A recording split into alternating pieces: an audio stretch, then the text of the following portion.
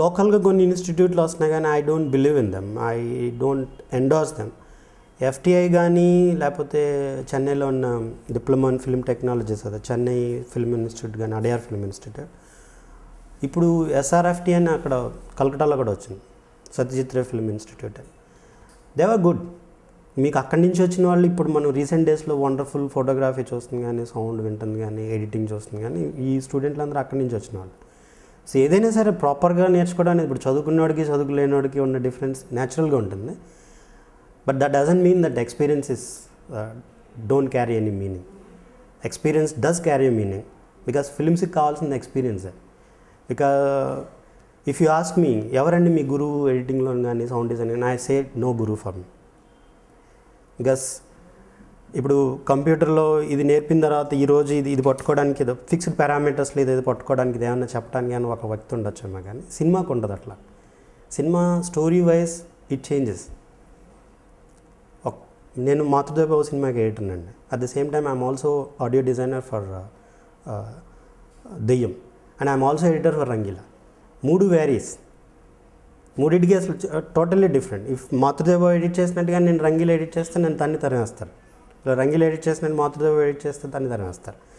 So సినిమాకి మారిపోతుంటుంది. So దానికి ఏంటంటే మీకు కావాల్సిన ఎక్స్పీరియన్స్ తప్పిస్తే యూ డోంట్ అప్లై పారామీటర్స్ ఏం ఫిక్స్డ్గా ఉండదు. దానికి ట్రాలీ ఇంతలోనే వేయాలి, క్రెయిన్ ఇంతలోనే తీయాలి, లేకపోతే షార్ట్ ఇంతలోనే కట్ చేయాలని ఎప్పుడూ లేదు. అది as long as audience feel excited or is getting involved with your story, you think that you can do anything.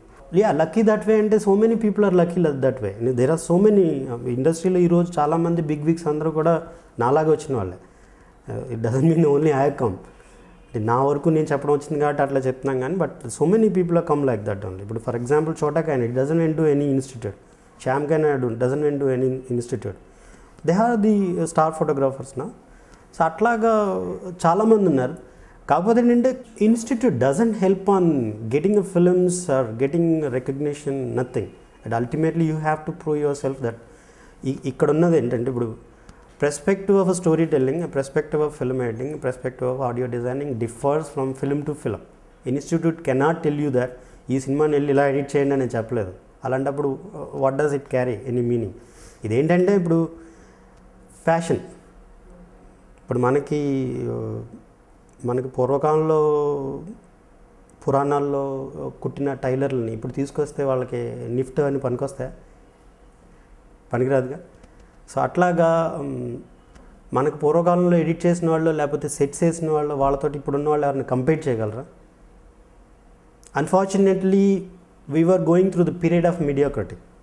So the మీడియాక్రిటీని ఏంటంటే ఆడియన్స్ కూడా ఏంటంటే they only have a time for entertainment. ఆ పోర్షన్కి వచ్చి నవ్వామా వెళ్ళిపోయామా అని, లేకపోతే వాళ్ళ ఫేవరెట్ హీరో నలుగురిని తన్నాడా లేదా నలుగురు హీరోయిన్లతో పాట పాడాడా అంతవరకు ఆలోచిస్తున్నారు తప్పిస్తే ఎండ్ రిజల్ట్ తోటి వాళ్ళకి ఏం పని లేకుండా పోయింది.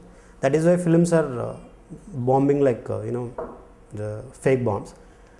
But otherwise institutes doesn't help. They don't get you anywhere. I mean ultimately మీరు ఎవరో చుట్టమై ఉండాలి, లేకపోతే మీరు పెద్ద వాగుడుగా అయి ఉండాలి, లేకపోతే పెద్ద మ్యానిపులేటర్ అయి ఉండాలి to get in the industry. It is very strainful అండి. That is how I quit editing. అంటే దానికి ఒక రీజన్, నేను చిన్నప్పుడే చేరటం, ఒక స్టేజ్కి వెళ్ళిన తర్వాత enough for me the editing room, confining your self in to 4 walls. దాంట్లోనే ఆలోచించాలి మీరు. అంత మొత్తం సినిమాని మీరు అక్కడే ఆలోచించాలంటే యూఆర్ లూజింగ్ కలర్స్. ఆ వివిడ్నెస్ లేదు. మనకు బయటకు వెళ్తే ఎంత వివిడ్గా ఫీల్ అవుతామో అది ఇక్కడ ఎంత ఉంటుంది మనకి confined area, and you have only sofa, your self, that this and that. But బయటకు వెళ్తే ఎక్కువ ఉంటుంది విజన్.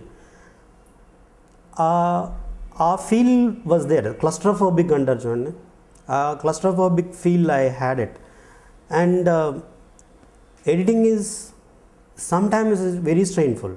అంటే as long as you don't find a director who exactly know what it is, what he made, and he is able to tell you, otherwise it's very difficult for you to understand.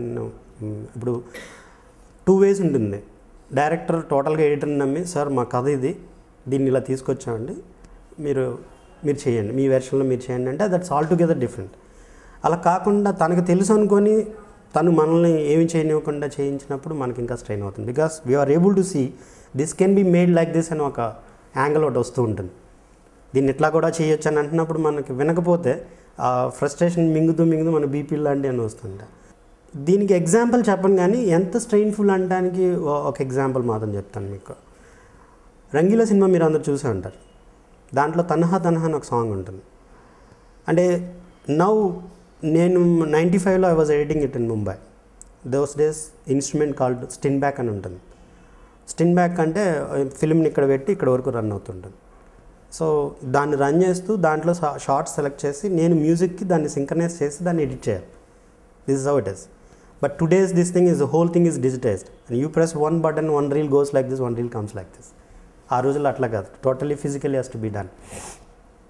అలాగా మీరు చూసిన 6 minutes ఉంటుంది ఆ duration. ఇది Tanha song 6 minutes duration అండి. It is exactly 650 feet in feet లెక్కల్లో. But the exposure for that was 22,000 feet. You understand? 22,000 feetని మీరు you have to squeeze it to 600 feet. అంటే దాంట్లోంచి సెలెక్ట్ చేయాలి నేను షార్ట్స్, నాన్ స్టాప్గా సెలెక్ట్ చేయాలి. And Ram Gopal Varman, those days, cinegoers, all of you know, so that is why I am revealing it to you.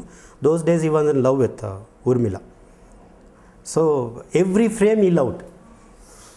ఒక రోజు ఒక షాట్ ఏమంటాడు, ఇంకో రోజు ఇంకో షాట్ ఏమంటాడు, ఇంకో రోజు ఇంకో షాట్ ఏమంటాడు, ఇంకో రోజు ఇంకో షాట్ ఏమంటాడు, ఒక రోజు వేసిన దాని షాట్ ఏమంటాడు, దాన్ని తీసిన షాట్ ఏమంటాడు. ఇట్లాగా సినిమా అంతా నేను 6 months ఎడిట్ చేస్తే ఆ సాంగ్ మాత్రం 6 months ఎడిట్ చేస్తాను. That's about 700 times I edited that song. Shorts obsession కాదు, అది స్ట్రెయిన్ అయిపోయింది. And one point of time he was not satisfied. Even just before release also he was not satisfied with the song. And Nivas ఇంకా కూడా నువ్వు ఏదో చేయాలంటే then I closed my eyes. I just marked the music. తన్హా అట్లా కొంచెం mark చేసుకుని సాంగ్ని of lyrics అనమాట. తన్హాని 2 పీసులుగా చేసి ఇట్లా చేసుకొని నాకు నచ్చిన షాట్లు అమ్మాయి స్విమ్ సూట్లో ఉన్నాయన్నీ పీసులుగా వేస్తే దెన్ ఈ జంప్డ్ అనమాట ఎడిటింగ్ రూమ్లో.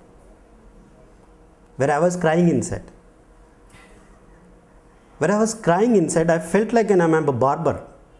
I never felt like an editor then, to be frank with you also.